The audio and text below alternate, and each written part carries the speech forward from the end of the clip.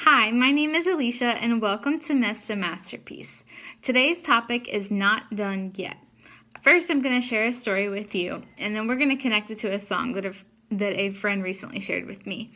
And so this past spring, when I was in the hospital after having my first stroke, I was there for about 6 weeks. And about midway through my time, they decided that they were going to change. I had a PICC line in my arm. And so they were wanting to change it into what's called a central line or get a port.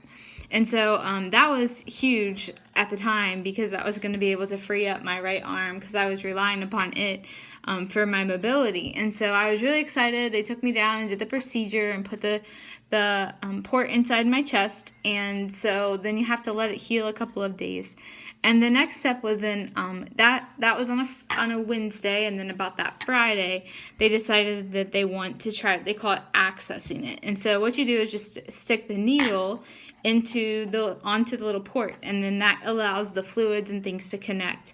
And it really is incredible when you see it and then also experience it. But anyway, that nurse, the day on that Friday, she came in and was super sweet. She had had quite a bit of experience before, and she was giving me my other medicines around noon, and she mentions my port, and she said, "Oh, I know how to access them, and it's been a couple of days like the surgery team had said, so we're able to go ahead and try it today."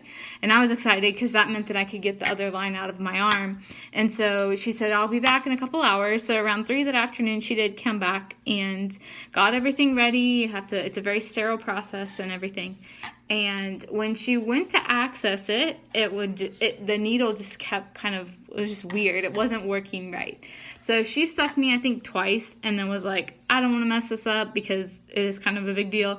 So she said, "Let me go call one of the other nurses upstairs." And one of the oncology nurses came down because they have a lot more experience with cancer patients that have to have ports. And so she had been doing it more often. So she tried, and they kind of had a little bit of trouble, but then they got it to go in. And so in about an hour, it took that long for everything kind of get coordinated. But she gave me my medicines through the port. And then after she was done, my nurse was done, she said, "Hey, I got to go check on all my patients. I'll be back. If you need anything, just let us know."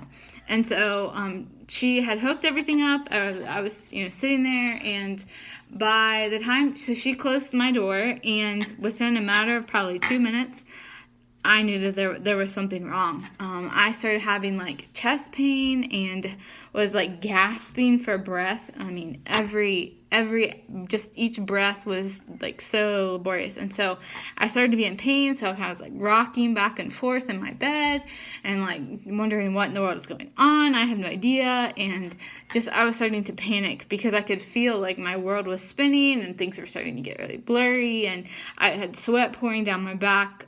Just felt like I was about to pass out. I knew I was about to pass out. And so thankfully, well, first off, I tried. So normally when you don't feel good or something, you press your button, the call button. And so I tried, but the call button hadn't been plugged back in. And so that didn't prove any help. And then they had a number on the board that when I tried to call it, it went right to a voicemail thing. So I was stranded in my room. I wasn't able to just get up because at that point I wasn't able to walk, and just laying in this bed just freaking out. And so luckily a respiratory therapist came in. I had been getting my breathing treatments for my asthma in the afternoon around that time. So she came in, and it was she said that I said, I don't feel good. I need my nurse. And as soon as I said that, I completely passed out. And obviously, I don't remember that part. And so she ended up having to go, and she hit, they called it a code button, and then the doctors, and she ran to get my nurse. And so in the moment for the nurse, I'll kind of give two different parts of the story. And the nurse, she said that when she got to me, I didn't have a pulse. And I didn't have any kind of sign of life when she got to my bed. And so that's terrifying. And so they had all of the equipment ready to start CPR and everything. It was just a matter of seconds. But in my brain, what was kind of going on is I have kind of like a they say like it kind of like an out of body experience. God gives me glimpses of heaven, and it's happened before. And normally, so I was walking down this, like, it's like a concrete hallway, and I'm not saying this is like it for everybody, but this has just seemed to be a pattern that the Lord has given me. And so I'm walking down this dark hallway.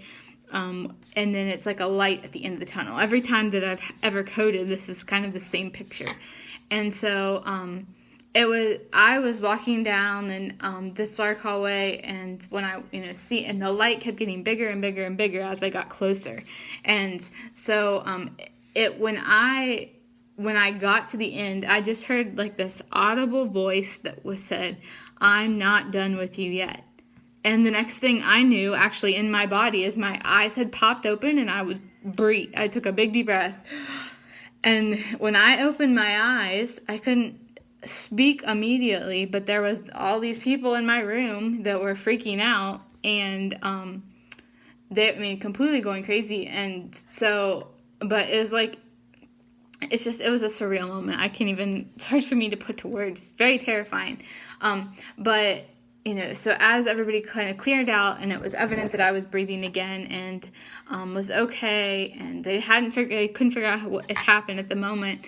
But I was just shocked. And so when my nurse told me that I didn't have a pulse, and she's like, "I thought you were gone." Like, she was bawling, crying, just hugging me when everybody else got out, and she's like, "I didn't think like you were gonna live." And so obviously I was really freaked out. I remember just wondering, like, if this is gonna happen again, like, what are we gonna do?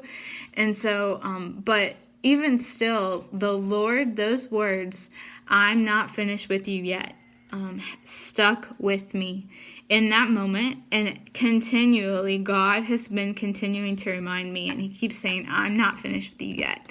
And he has been continuing to give me this vision and given me this purpose of helping other people and sharing my story. And that's part of most of the reason why I started Mess to Masterpiece in this blog.